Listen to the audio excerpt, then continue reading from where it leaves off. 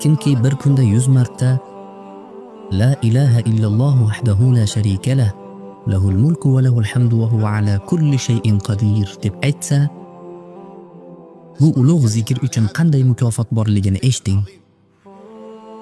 Alloh unga 100 ta savob yozadi va 100 ta gunohini o'chiradi va u 10 ta qulni ozod qilgandek savob oladi. Va bu zikr unga shu kun davomida shaytonga qarshi qalqon bo'ladi va hech kim undan afzalroq ish qila olmaydi, faqatgina u aytgan narsani aytgan yoki undan ko'proq aytgan kishidan tashqari.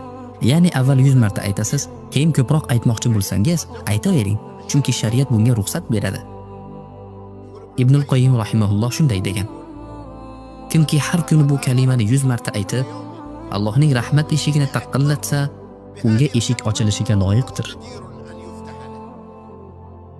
Shuningdek hadisda aytilgan: Men va mendan oldingi payg'ambarlar aytgan so'zlarning eng yaxshisi La ilaha illalloh vahdahu la sharika lah, lahul mulku va lahul hamdu va huwa ala kulli shay'in qadir.